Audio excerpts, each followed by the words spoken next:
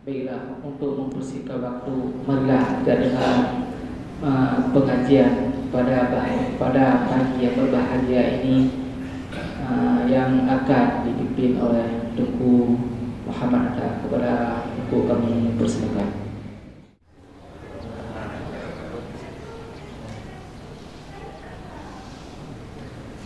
Assalamualaikum warahmatullahi wabarakatuh. Alhamdulillahi rabbil alamin, wa bihi nasta'inu ala umur dunya waddin. Asyhadu an la ilaha illallah wahdahu la syarika lah, wa asyhadu anna sayyidina Muhammadan abduhu wa rasuluh. Allahumma shalli wa sallim wa barik ala sayyidina Muhammad wa ala alihi wa ashabihi ajma'in, amma ba'd. Syukur alhamdulillah, pada pagi yang berbahagia ini kita masih diberikan kesehatan, kesempatan oleh Allah sehingga kita dapat berhadir sejenak di dalam majelis yang sangat mulia ini. Mudah-mudahan majelis kita ini akan mendapatkan berkah dan rahmat daripada Allah Subhanahu wa taala. Kemudian salawat dan salam marilah kita hantarkan ke pangkuan Nabi besar Muhammad sallallahu alaihi wasallam dan seterusnya kepada keluarga, para sahabat beliau sekalian, para tabi'in, tabi'at tabi'in, dan juga kepada para alim ulama sekalian. Yang saya muliakan, saya hormati Bapak Kepala Sekretariat MPWJ, ya alhamdulillah hadir di tengah-tengah kita pada pagi yang berbahagia ini. Kemudian seluruh kepala bagian, Kabin, Kabak, dan semuanya serta para karyawan sekalian, dan kepada seluruh muslimin wal muslimat yang mungkin tidak saya sebutkan satu persatu telah hadir pada pagi yang berbahagia. Baik, pada pagi yang mulia ini saya ingin mengajak kita semua untuk mencermati sebuah ungkapan daripada Imam Sayyidina Ali karamallahu wajhah, di mana kita dalam menjalani kehidupan ini sebenarnya tujuan kita diciptakan itu sudah jelas. Sudah jelas tujuan kita diciptakan oleh Allah. Atau barangkali ada yang masih belum jelas, ya. Jelasnya adalah Allah menyatakan dalam salah satu firman-Nya, "Wa ma khalaqtul jinna wal insa illa liya'budun." Aku tidak jadikan jin dan manusia, kata Allah, melainkan hikmahnya adalah agar mereka beribadah kepada Aku. Itu poin intinya sebenarnya. Makna illa liya'budun ini kalau ditafsirkan makna beribadah, itu bila dikaji lebih lanjut, kata-kata yang budun berangkat dari kata-kata abdul. Abdul itu hamba. Hamba itu kalau dipahami lebih lanjut berarti kita sebenarnya adalah budak-budaknya Allah. Kita sebenarnya adalah merupakan hamba-hambanya Allah. Maka berarti sekarang adalah perjalanan kita menjalani kehidupan ini, bagaimana menjadikan hidup ini sebagai sarana kita untuk beribadah kepada Allah. Nah, untuk beribadah ini tentunya kita butuh ilmu pengetahuan. Untuk ibadah ini tidak mungkin ibadah itu bisa begitu saja, tidak mungkin. Sehingga semuanya itu butuh ilmu. Para ulama pernah mengatakan, fakullu man bighairi ilmin ya'malu a'maluhum bardudatun la tuqbalu. Barang siapa yang melakukan ibadah tanpa ilmu, maka ibadahnya itu bisa tertolak karena tidak didasari oleh ilmu pengetahuan. Di sinilah butuh kita perlu pengkajian ya, tentang bagaimana tata cara kita dalam beribadah kepada Allah Subhanahu wa taala. Di satu sisi yang lain, kita diperintahkan oleh Allah agar menjadi orang-orang yang bertakwa. Allah dalam ayat yang lain mengatakan bahwa akan Allah berikan surga, yang surga itu luasnya seluas langit dan bumi. Itu surga yang Allah berikan. 'arduhas samawati wal ardh. Luasnya surga yang akan Allah berikan kepada umatnya, kepada hambanya itu adalah seluas langit dan bumi. Tapi ternyata surga yang Allah janjikan tersebut u'iddat lil muttaqin, hanya Allah persiapkan untuk orang-orang yang bertakwa. Di sini jelas membuktikan berarti kalau orang yang tidak punya nilai takwa kepada Allah, itu maaf barangkali tidak akan mendapatkan kesempatan untuk masuk ke dalam surga Allah. Maka berarti ketika kita korelasikan antara ayat yang memerintahkan kita untuk menjadi orang bertakwa dengan ayat di mana Allah mengatakan kita diciptakan untuk beribadah kepada Allah, untuk menjadi hamba Allah, untuk menjadi budaknya Allah, maka berarti di sini jelas bahwa kita selama dalam menjalani kehidupan, maka kita bagaimana caranya bisa menjadi orang-orang yang beribadah secara bertakwa kepada Allah Subhanahu wa Ta'ala.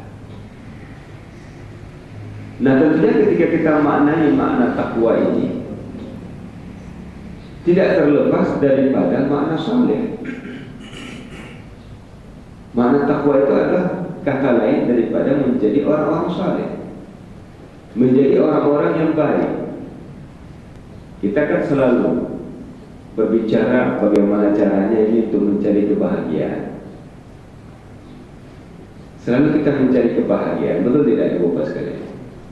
Ya, kita hidup hari ini, apapun yang kita lakukan, rutinitas yang kita kerjakan, itu sebagai pemaknaan kita dalam mencari suatu kebahagiaan. Kita butuh kepada penghidupan, kita butuh kepada ekonomi, kita butuh kepada finansial, kita butuh kepada segala sesuatunya, dan itu adalah untuk mencari suatu kebahagiaan. Tapi ternyata Allah dalam surah An-Nahl mengatakan kebahagiaan itu ditempatkan oleh Allah pada dua posisi. Allah berfirman, "Man 'amila shalihan min dzakarin aw untha." Barang siapa yang melakukan amal saleh, baik laki-laki, ini ibu-ibu semua, ya, maupun wanita, bapak-bapak, ibu-ibu semua, wa huwa mu'min, dan dia orang yang beriman kepada Allah, ya, falanuhyiyannahu hayatan thayyibah. Maka orang yang seperti ini punya iman kepada Allah, punya amal saleh, maka dia akan kami berikan kehidupan yang thayyibah, kata Allah. Para mufassir menafsirkan, termasuk Ibnu Abbas, ya, para sahabat Rasulullah, termasuk Imam Sayyidina Ali, menafsirkan makna hayatan thayyibah di sini adalah dengan makna hidup yang bahagia, dengan arti baik diberikan rezeki yang halal oleh Allah ataupun diberikan sifat qanaah oleh Allah Subhanahu wa Ta'ala. Itu hayatun thayyibah. Bahkan tidak hanya sampai di situ. Di dunia diberikan hayatun thayyibah, di akhirat kata Allah, "Walanajziyannahum ajrahum bi ahsani ma kanu ya'malun." Kami berikan mereka pembalasan yang lebih baik daripada apa yang telah mereka pernah lakukan ketika hidup dulu. Artinya apa berarti? Ketika kita mencari suatu kebahagiaan, ternyata Allah letakkan kebahagiaan itu, hayatun thayyibah tadi, hidup yang baik, hidup yang tentram, hidup yang damai, itu dalam dua kunci. Pertama iman kepada Allah, yang kedua amal saleh. Di situ ternyata letaknya kebahagiaan. Berarti kebahagiaan itu bukan semuanya pada harta benda, kebahagiaan itu bukan semuanya pada sebuah jabatan, kebahagiaan itu bukan semuanya pada mungkin kita bertamasya. Banyak orang beranggapan mungkin dengan jalan-jalan itu bahagia.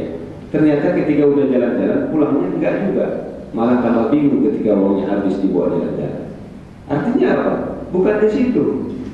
Allah sudah menyatakan dalam Al-Quran, "Man 'amila shalihan." Banyak orang-orang saleh kita lihat, dia tenang walaupun hidupnya kadang-kadang kita lihat sekitar selalu sederhana, tapi ternyata dia memiliki sebuah kebahagiaan. Rasulullah juga bahagia, para sahabat bahagia. Kenapa? Karena mereka adalah orang yang melakukan dua ini. Pertama beriman kepada Allah, yang kedua melakukan amal saleh. Tapi persoalannya, untuk bisa menjadi orang saleh itu bukan mudah. Banyak tahapan-tahapan yang harus kita lalui. Kata Imam Sayyidina Ali, "Laula khamsa khisalin la sara an-nasu kulluhum salihin." Kalau bukan adanya 5 perkara, semua orang ini akan bisa jadi orang saleh semuanya. Kita semua bisa jadi orang saleh kalau bukan karena 5 perkara ini, kata Imam Syaikhna. Yang pertama kata beliau adalah faktor kita nggak bisa naik pangkat jadi orang saleh. Ini al-qanaatu bil jahli. Itu faktor pertama. Qanaah kita dengan kejahilan. Kita jahil, tapi kita nggak sadar kalau kita jahil. Kita tidak paham bagaimana akidah yang sebenarnya, bagaimana akidah Ahlus Sunnah wal Jamaah, bagaimana cara beriktikad kepada Allah, bagaimana kita memahami tentang Rasulullah. Rasul pun kalau ditanya kita nggak paham siapa sebenarnya Rasulullah Sallallahu Alaihi Wasallam. Kalau kita bilang cinta Rasul, ya, tapi kita kadang-kadang tidak mengenal kepribadian baginda Rasulullah dengan seutuhnya. Karena ambil jahli kita aman-aman saja dengan kejahilan kita. Tidak tergerak dalam hati kita untuk menggali, mengkaji, mendalami tentang bagaimana sebenarnya beriman kepada Allah yang sebenarnya. Bagaimana cara beribadah kepada Allah yang sebenarnya. Ini sebenarnya yang sangat kita butuhkan hari ini. Makanya pengajian di MPU hari ini alhamdulillah sampai ada pembetulan tajwid, ya, itu sangat penting sekali. Karena itu sebenarnya inti daripada modal dasar kita dalam beribadah kepada Allah. Nah, kalau Fatihahnya nggak betul-betul, ya, mat lazim mutsaqqal kaliminya nggak betul cara bacanya dan sebagainya, bagaimana kita mau sholat coba? Kata Rasulullah, "Shallu kama ra'aitumuni usalli." Salat kamu seperti kamu melihat aku salat. Kita nggak pernah lihat Nabi salat. Makanya mana "Shallu kama ra'aitumuni usalli" itu maknanya bukan kita lihat langsung Rasulullah. Karena yang melihat Rasulullah itu hanya para sahabat dan sahabat-sahabatnya Rasulullah. Berarti kita tidak melihat Rasul, kita melihat orang-orang setelah Rasul yang mereka itu sebenarnya secara tidak langsung sudah melihat Rasulullah melalui silsilahnya, melalui sanad-sanadnya. Ini berarti kita butuh ilmu. Bagaimana Rasulullah sholat? Ya, rukuknya Rasulullah seperti apa? Sujudnya Rasulullah seperti apa? Ya, bagaimana menutup aurat? Ya, ini mungkin ibu-ibu sekalian. Bagaimana menutup aurat yang benar ketika sholat? Ya. Jadi kita mungkin sholat dan sebagainya. Ketika ini semua tidak benar, maka inilah yang menyebabkan kita sudah beribadah, tapi kita nggak naik-naik pangkatnya jadi orang saleh. Ya, ngajinya udah banyak, tiap malam mengaji, tapi makhrajnya nggak betul. Ngajinya tiap malam, baca yasin tiap malam, tapi pendek panjangnya salah. Ya, puasa sunatnya udah betul, puasanya jalan terus, tapi nggak dijaga hal-hal yang membatalkan pahala puasanya. Kubur itu raudhah min riyadil jannah ataupun hufrah min hufaril nar. Itu bisa jadi taman surga kalau masa hidup di dunia kita beribadah. Tapi sebaliknya itu bisa jadi lubang neraka kalau semasa hidup dunia kita lupa kepada Allah Subhanahu wa taala. Itu berarti ada kehidupan di alam kubur. Ya, ada kehidupan. Dan bahkan lebih panjang masa hidup kita di kubur nanti ketimbang kita hidup di dunia ini. Nah, setelah kita dari alam kubur, baru kita masuk alam terakhir, itu alam akhirat.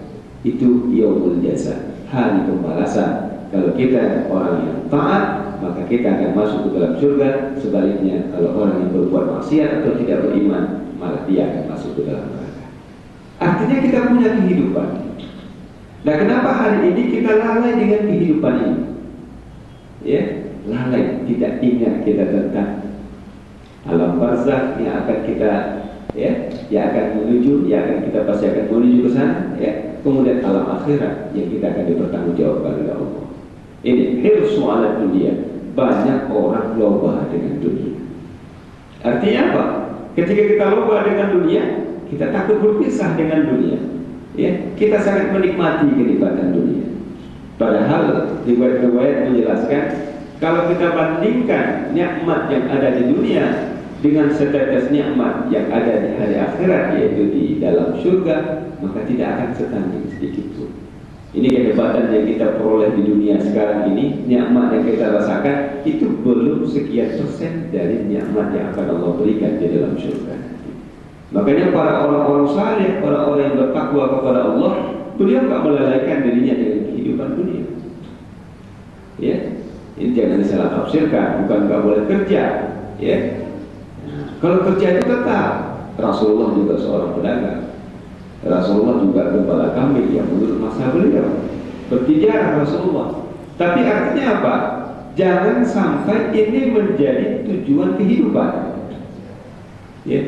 Tapi apapun yang kita lakukan itu adalah merupakan sarana untuk kehidupan yang sesungguhnya. Ya, perjalanan kita ini itu hanya sarana. Kita sedang berjalan. Kita mengantarkan diri kita kemana sekarang? Apa kita mengantarkan diri kita ini kepada Allah? Berarti kita sedang menuju yang baik. Tapi sebaliknya kalau kita malah mengantarkan kita kepada melakukan perbuatan yang tidak baik, berarti kita sudah menciptakan kehidupan kita yang tidak baik ke depan. Ini hirsu ala dunia, loba dan tamaknya kita dengan kehidupan dunia. Ya.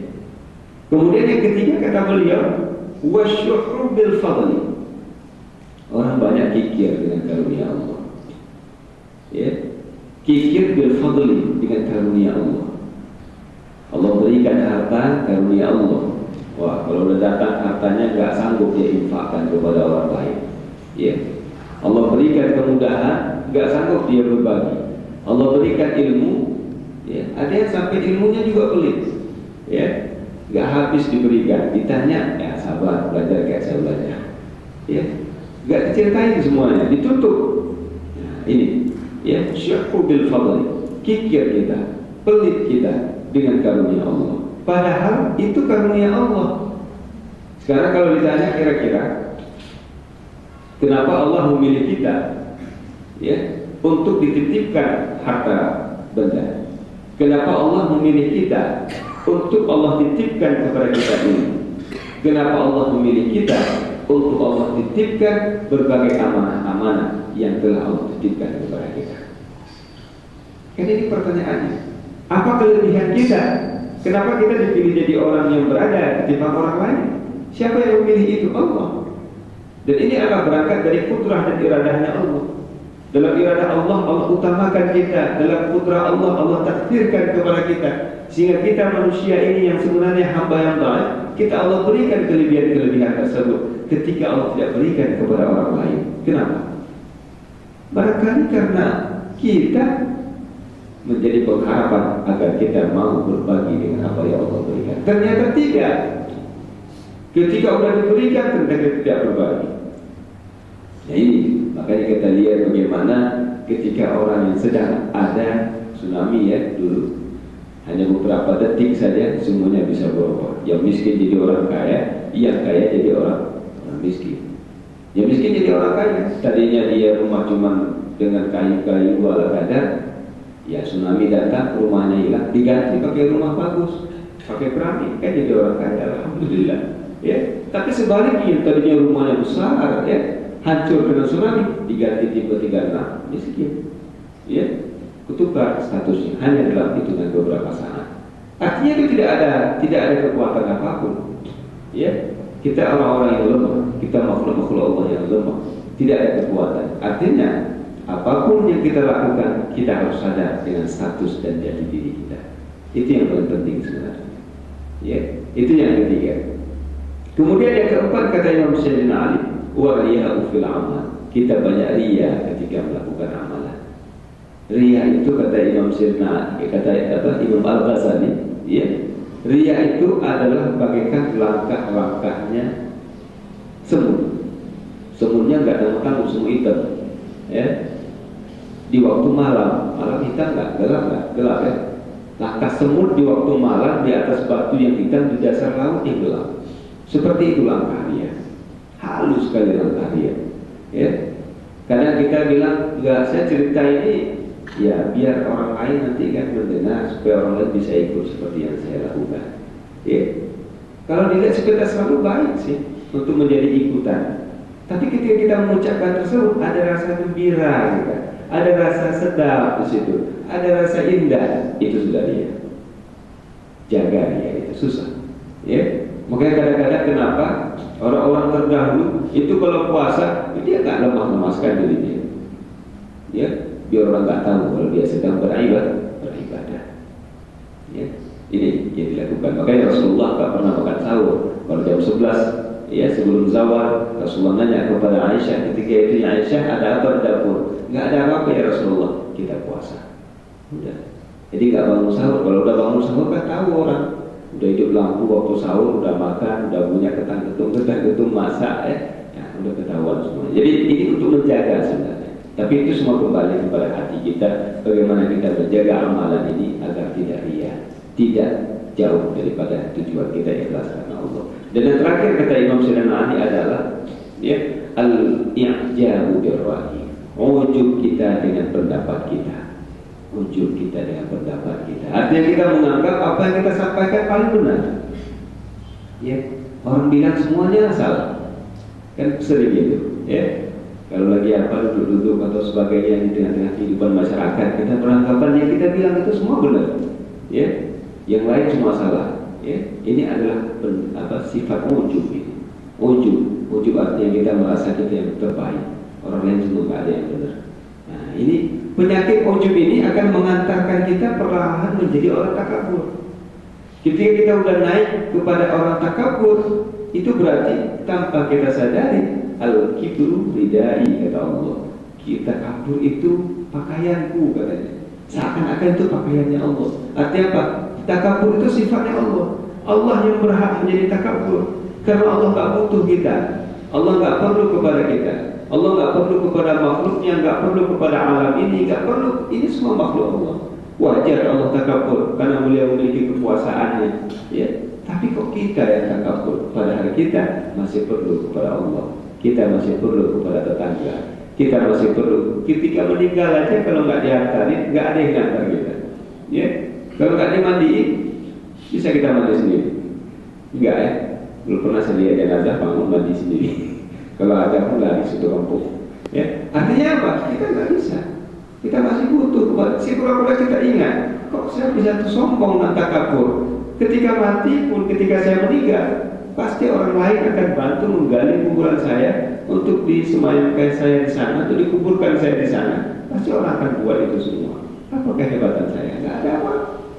Jadi ini kita ingat, kita cermati, mudah-mudahan semua ini akan membentuk hati kita, ya, sehingga ketika hati kita sudah terbentuk, baru kita akan menjadi orang-orang yang saleh. Tapi yang paling penting adalah yang pertama tadi, yaitu al-qana'ah bil jahli. Itu harus kita hilangkan. Ya, ilmu itu paling penting sekali. Ketika dengan ilmu inilah, ya, kita terus bisa beribadah, ya, bisa mengkaji, ya, bisa mempelajari, dan mudah-mudahan dengan ilmu ini kita akan bisa beribadah dengan sebenar-benarnya kepada Allah Subhanahu wa Ta'ala. Ya. Mungkin sampai di sini dulu. Barangkali ada pertanyaan satu dan dua dari Bapak sekalian. Ya, kami persilakan. Sekian, assalamualaikum warahmatullahi wabarakatuh. Ya, karena beliau udah pegang mic-nya, jadi kebetulan langsung ditanya. Ya, baik. Keterkaitan dengan diterimanya sebuah ibadah. Yang pertama sekali, ya, kita berangkat dari dasarnya. Ibadah ini punya syarat, punya rukun, punya ketentuan. Kalau ibadahnya ketika dilakukan tidak dilengkapi syarat dan rukunnya, itu sudah pasti ibadahnya itu batal. Ya, salatnya, wudunya nggak benar, ya, ataupun nutup auratnya nggak sempurna, ataupun tidak menghadap kiblat dan sebagainya. Ini contoh, ya. Tidak cukup syaratnya, atau rukunnya nggak betul, rukuknya nggak benar, sujudnya juga nggak betul, ya. Kalau sujud kan anggota 7 itu kan harus melekat pada tempat sujud misalnya. Ya, itu pendapat yang kuat. Walaupun ada mukabirnya, ada pendapat lain yang mengatakan boleh. Tapi sebaiknya kita ambil pendapat yang kuat yang mengatakan 7 anggota itu tidak boleh, ya, wajib melekat pada tempat sujud. Itu contoh-contohnya misalnya. Ya. Nah, ketika itu tidak lengkap, itu sudah pasti ibadah itu batal. Batal ini dalam arti apa? Tidak lengkap syarat dan rukunnya, maka ibadah yang batal itu sudah pasti mardudah, tidak makbul. Ya, itu yang pertama sekali. Kemudian yang kedua, ketika ibadah ini lengkap, syaratnya cukup, rukunnya sudah cukup, semua sudah komplit, ya. Ini ibadah ini secara kacamata syariat dikatakan ibadah yang sahihah. Ibadah ini sudah sah. Sah dalam arti apa? Syarat dan rukunnya sudah memadai, ya. Tapi ibadah sahihah itu belum menjamin ibadah itu makbulah, ya. Jadi belum ada jaminan ketika ibadah ini sah dia itu diterima Allah, belum tentu. Makanya kenapa kita setelah berdoa itu, setelah sholat kan disuruh berdoa, Rabbana taqabbal minna sholatana, ya Allah terimalah sholat kami ya Allah. Ini baru salam udah berangkat, seakan-akan udah pasti diterima, ya. Ataupun ada yang berdoa, Allah maj'al sholatana sholatan maqbulah wa la taj'al sholatana sholatan mardudah. Ya. Artinya apa? Diterima itu butuh kepada proses selanjutnya.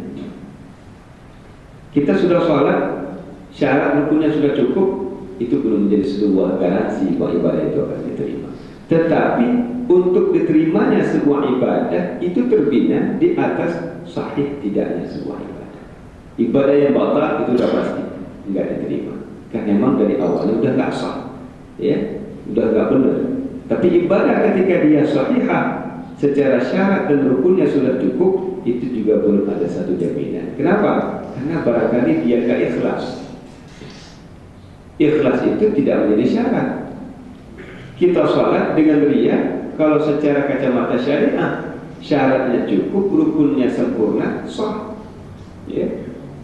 Tetapi kadang-kadang hatinya tidak ikhlas karena Allah, ya. Terkadang-kadang ketika sholat enggak khusyuk, merawai-rawai dan terhobi, ya. Apa yang kamu pakai tadi? Ya, keliling. Nah, kan? Itu ketika sholat. Nah, ini berarti ibadahnya enggak khusyuk, enggak ikhlas karena Allah. Walaupun secara zahir kacamata syariah dia ibadah yang sah. Kenapa? Karena dia wudu, dia tutup aurat, dia sudah cukup syarat dan rukunnya. Tetapi untuk makbulah kadang-kadang belum tentu. Walaupun kita nggak bisa mengukur. Tapi disinilah, ya, disinilah pintu rahmat Allah begitu besar. Allah mengatakan dalam hadis qudusinya, ana fi dhanni 'abdi bi. Aku seperti apa yang disangka oleh hamba terhadapku. Makanya ketika itu kita husnudzan billah. Kita berbaik sangka kepada Allah. Ya Allah, saya sudah buat ibadah ini ya Allah. Ya, saya sudah sholat ya Allah. Tentunya ibadah ini banyak sekali kekurangannya, khusyuknya mungkin kurang, ya. Kemudian ikhlasnya juga ala kadar, ya. Jadi ya Allah terima ibadah ini walau dengan segala kekurangan dan kesederhanaannya. Itu kita mohon kepada Allah. Ya, di sini kita berbaik sangka, tapi jangan begitu assalamualaikum ya sangat jaga. Ya. Nah, kalau mau dari awalnya udah kita bilang nggak can, udah awalnya kita udah buruk sangka bahwa kita memang tidak akan diterima, maka seperti itulah Allah akan melakukannya kepada kita. Jadi kita berbaik kepada Allah, itu yang paling penting sekali. Walaupun hakikatnya kita berdoa kepada Allah, dan itu nanti dilihat. Salah satu yang bisa kita gunakan sebagai indikator bahwa ibadah kita ini selama ini diterima atau tidak, itu dari perubahan karakter dan tingkah laku kita terhadap ibadah dan maksiat Allah. Kalau ibadahnya jalan, maksiatnya pun lancar, ini berarti ibadahnya dipertanyakan kemana. Kenapa seperti itu? Ya, kalau ibadahnya salat, ya, puasa, tapi ribanya jalan terus, ya, upatnya jalan terus, namimahnya jalan terus, mengasuh orang jalan terus, semua amanah-amanah aja jalan maksiatnya, ya. Semua khianat jalan terus, nggak ada rasa gelisah, nggak ada rasa takut. Ini ibadah itu kayak-kayaknya belum lagi memberikan kesan terhadap tingkah lakunya.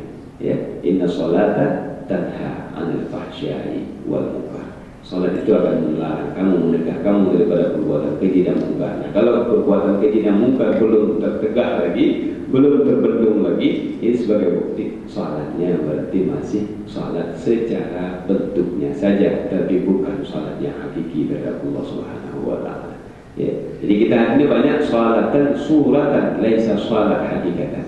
Kita salat pada bentuknya udah sujud, udah ruku, udah duduk tahiyat, duduk tasyahud. Semua orang salat hari ini, tapi surah pada bentuknya saja dia salat. Hakikatnya ikhlasannya belum ada, khusyuknya enggak ada di mana, maka akhirnya salat itu tidak memberikan pengaruh terhadap tingkah laku. Dan pertanyaan dari Tengku Jufri tentang memilah-milah, ya.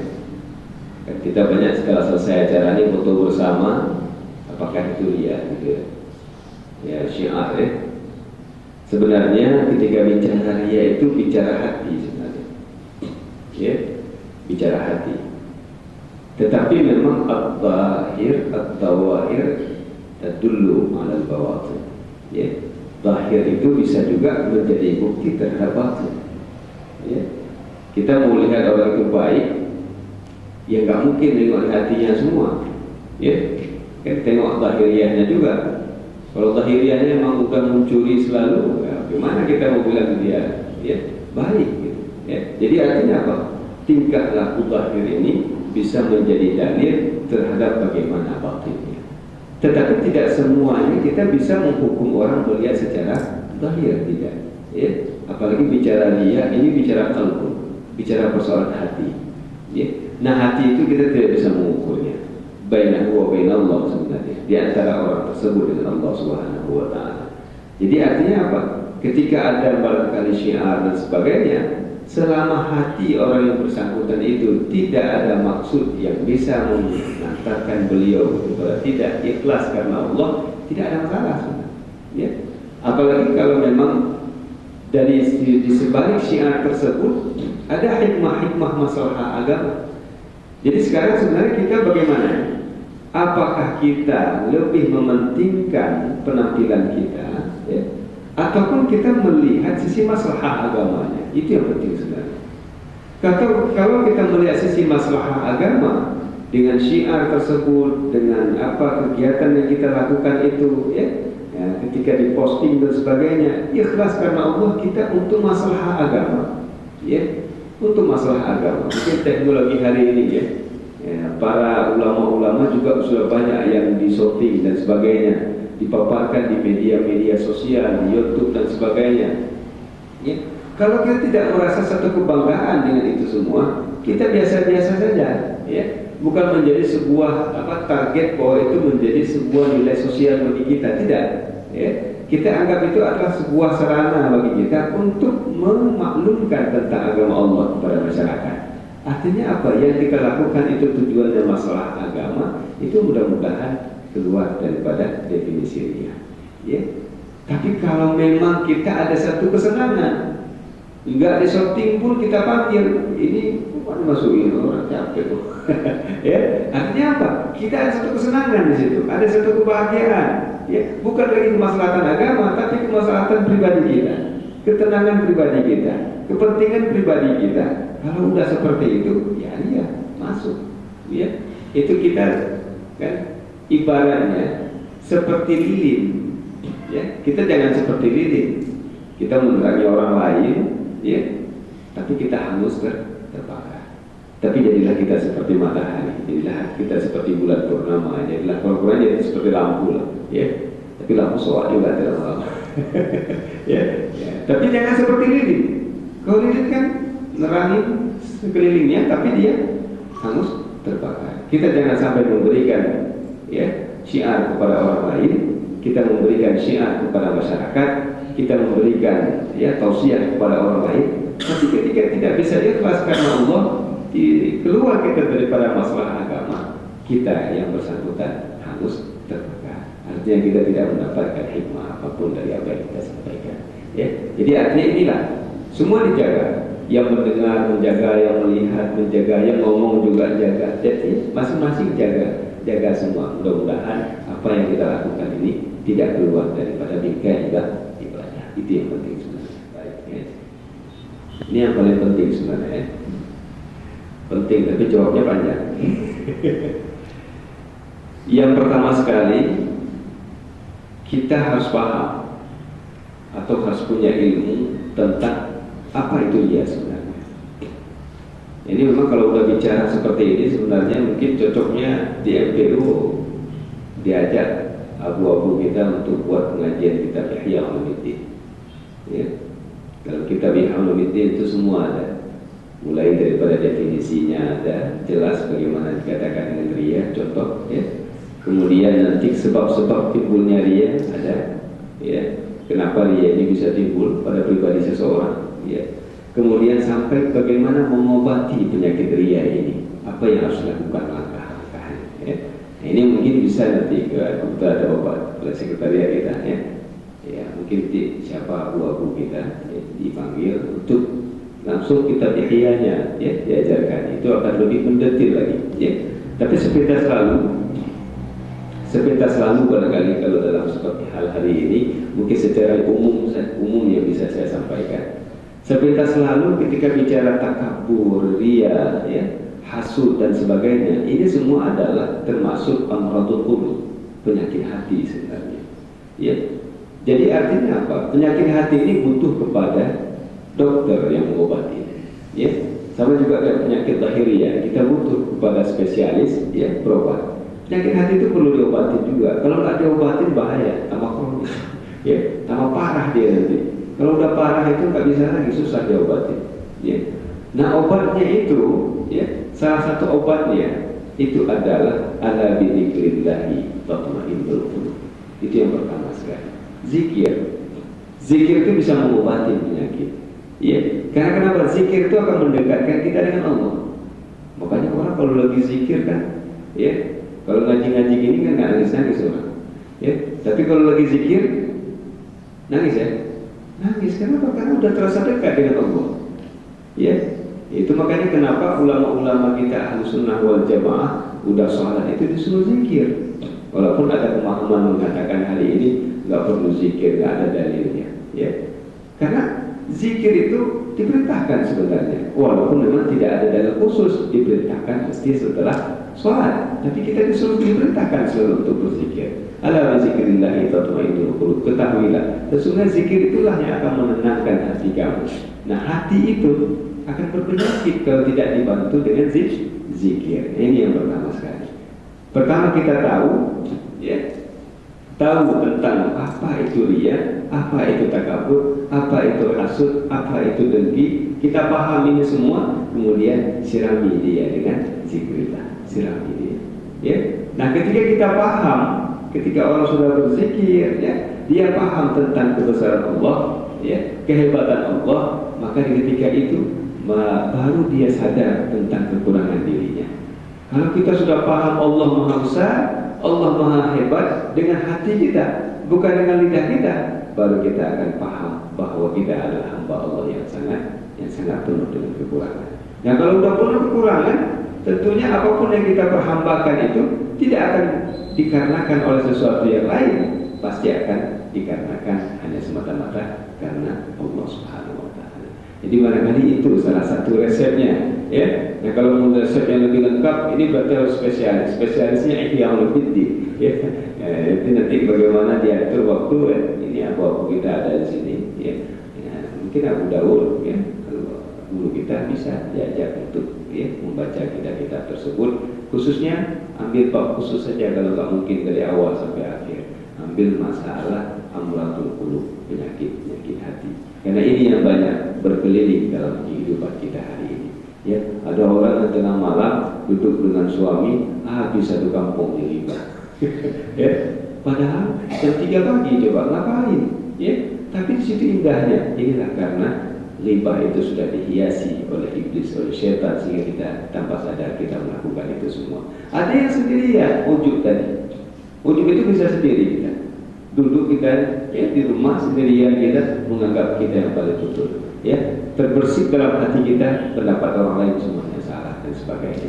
Ujub itu juga bisa terjadi, sendiri pun bisa jadi ujub, ya. Makanya penyakit hati ini paling susah dibendung, dan itu butuh kepada zikir. Maka kenapa kita disuruh habiskan waktu dengan zikir, berzikir, beribadah, zikirullah. Jadi kalau lidah sudah berzikir, hati sudah berzikir, maka hati ini tidak akan mungkin melakukan perkara-perkara yang lain. Hati ini dipenuhi dengan zikirullah. Itu barangkali salah satu solusinya agar bagaimana hati kita bisa terhindar, ya, terbendung daripada melakukan hal-hal yang dilarang tadi. Ya, mungkin demikian. أعوذ بالله من الشيطان الرجيم بسم الله الرحمن الرحيم الحمد لله رب العالمين الرحمن الرحيم مالك يوم الدين إياك نعبد وإياك نستعين اهدنا الصراط المستقيم صراط الذين أنعمت عليهم غير المغضوب عليهم